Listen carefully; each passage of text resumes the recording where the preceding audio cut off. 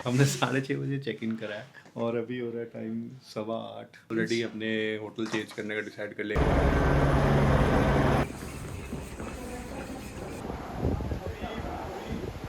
ओए इतनी पास से लेके गया है।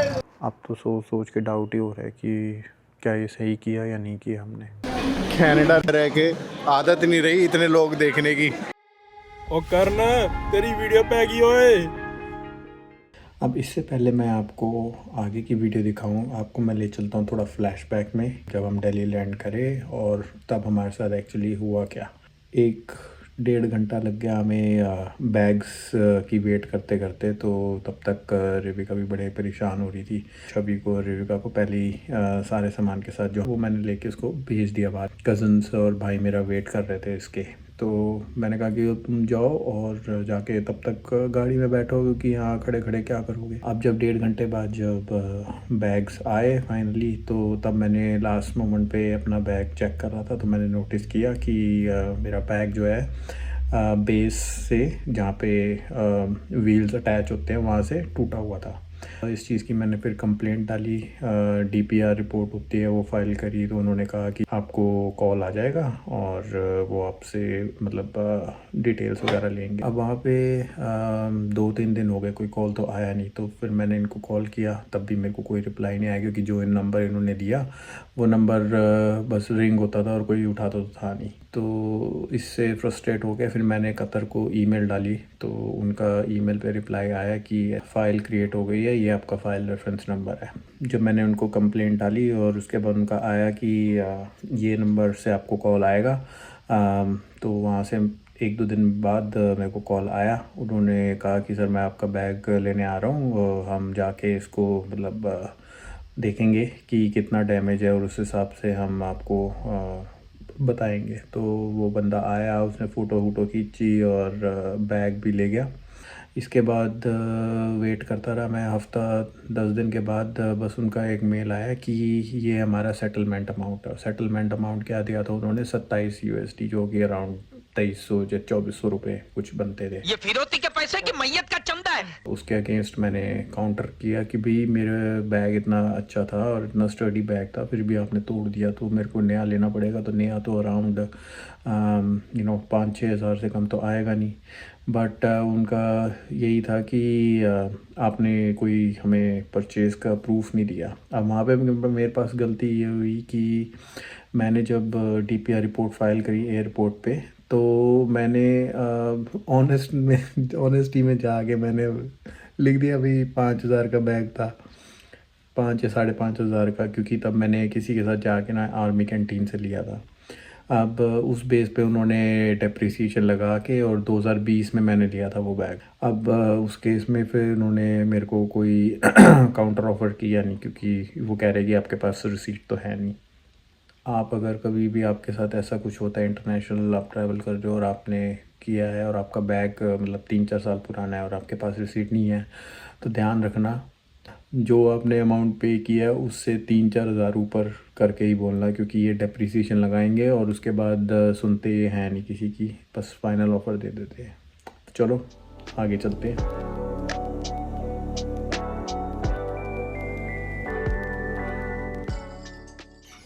अब जो ये दरवाज़ा ज़ोर से खोला गया है और जो हमारी मिसेस के चेहरे पे टेंशन है, इसका कारण मैं ही हूँ।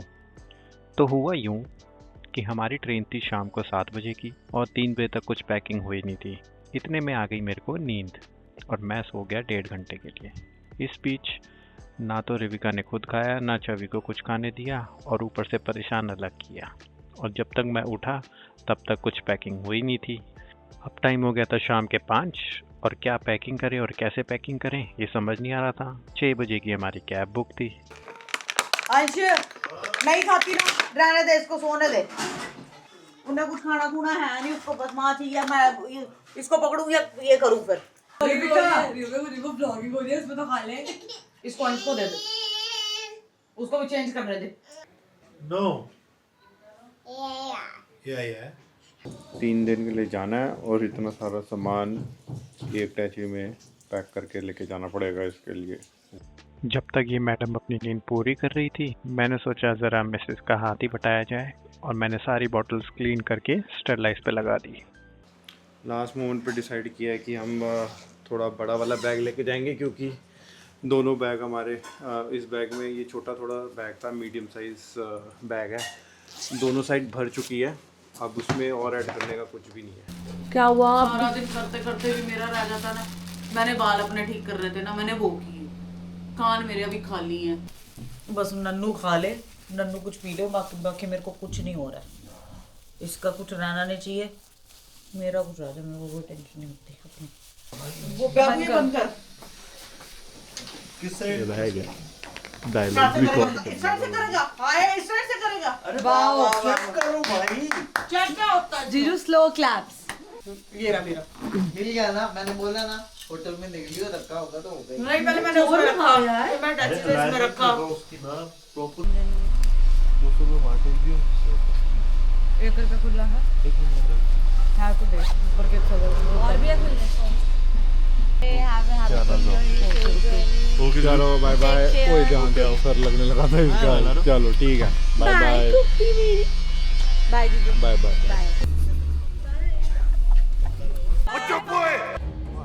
बाय बाय बाय, कितनी बाय करोगे?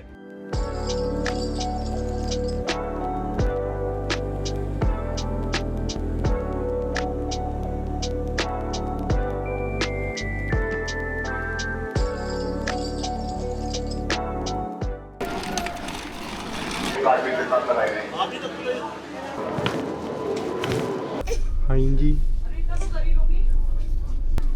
ओ लग जाएगी, ओ लग जाएगी ताऊ, बच्चे लग जाएगी।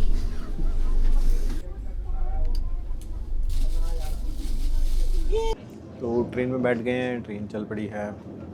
थोड़ा सा भूख लग रही है तो घर से जो पराठे और सब्ज़ी लेके आए हैं ट्रेन के सफ़र में, ये तो गिवन है कि भी घर से लेके आओ और ट्रेन में खाओ। मेन टेंशन हमारी यही रहती है, कहीं भी हम आजकल जाते हैं तो वो क्या खाएगी और कैसे कोप अप करेगी।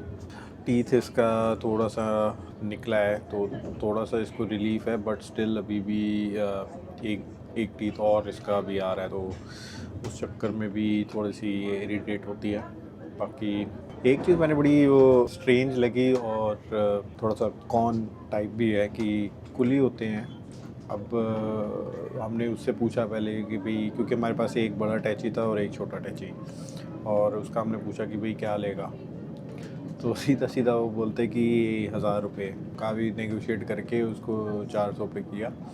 बट जो वो जिस तरीके से वो आपको मैनिपुलेट करने की कोशिश करते हैं, वो कोई भी अगर आ रहा है तो ध्यान रखना। हमें तो पहली बार नहीं बट काफ़ी टाइम के बाद आया तो हमें आइडिया नहीं था। तो वो हम अजमेरी गेट साइड से आए थे और एंट्री पे थोड़ी सी लंबी लाइन थी, तो उसका बोल के उसने मेरे को, मतलब वो हमें कन्विंस करने की कोशिश कर रहा था कि 1000 रुपये लगेंगे, लाइन बहुत लंबी है, मैं आपको ले जाऊंगा।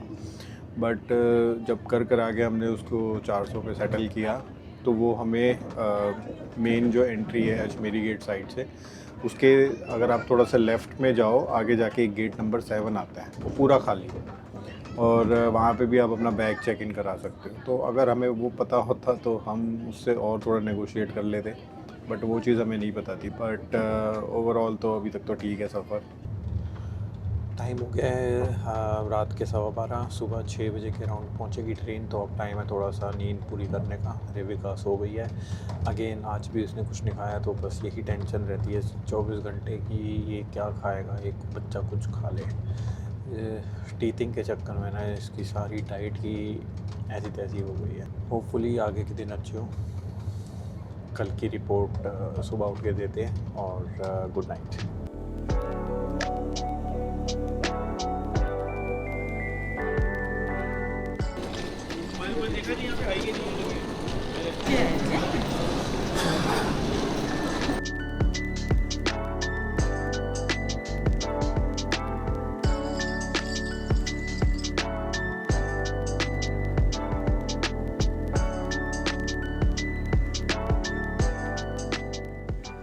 छोटा सा ही रूम है, 3 बेड लगे हुए हैं, एक टीवी है और 2 सीटर सोफ़ा। वॉशरूम तो थोड़ा सा साफ लग रहा है, गीज़र भी है।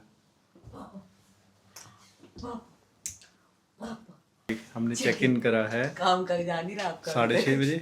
हमने 6:30 बजे चेक इन करा है और अभी हो रहा है टाइम 8:15 और ऑलरेडी अपने होटल चेंज करने का डिसाइड कर लिया क्योंकि रूम बहुत छोटा है और पसंद नहीं आया ऑनेस्टली। तो साथ में ही 40 मीटर पे एक और होटल था, वो मैं देख के आया और मेरे को तो बहुत बढ़िया लगा, बट रेट भी थोड़ा थोड़ा ठीक है, एवरेज है। अब इसका देखते हैं कैंसिलेशन का कितना रहता है। वो बस उन्होंने वो ऑप्शन दिया हुआ है रिक्वेस्ट फ्री कैंसिलेशन, उसके अलावा तो उन्होंने कुछ दिया नहीं। चलो अब बताओ कितना फाइनल करूँ। 500 और लो भैया, बस 5 करो। चलो होता है, सब होता है।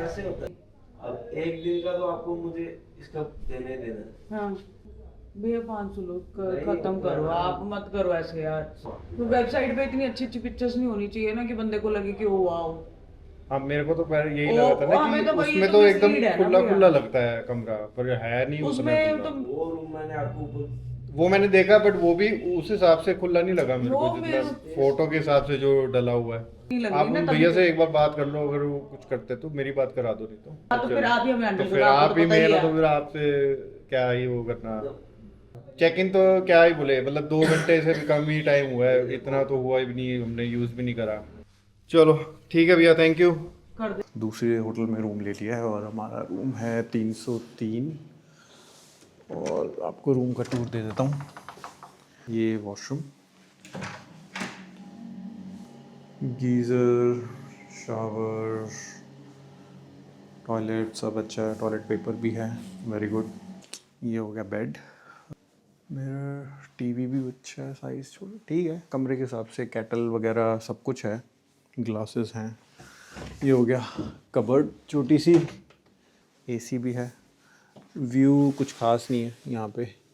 बेड जो है थोड़ा अच्छा है, कंफर्टेबल लग रहा है और इसका हम प्राइस दे रहे हैं 2 नाइट्स का 3000 और इसमें इंक्लूडेड है शटल इन्होंने इंक्लूड करी है जिसमें आपका पिक एंड ड्रॉप होगा, एंट्री जहाँ पे होती है भवन के लिए, मतलब चढ़ाई के लिए जहाँ से एंट्री होती है, और पिक एंड ड्रॉप कहीं का भी इंक्लूडेड है एक्चुअली, रेस्टोरेंट। हाँ तो मैं कह रहा था पिक एंड ड्रॉप कहीं का भी इंक्लूडेड है। हमारी तो हेलीकॉप्टर हमने बुक करा हुआ है कल का, तो उसका भी इन्होंने इंक्लूडेड ही करा है उसमें, पिक एंड ड्रॉप भी।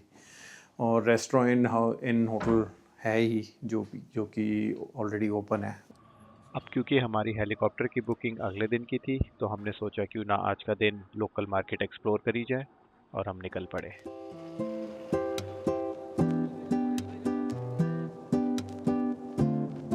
इधर पूछो फिर ऐसे कुर्ते के क्या रेट।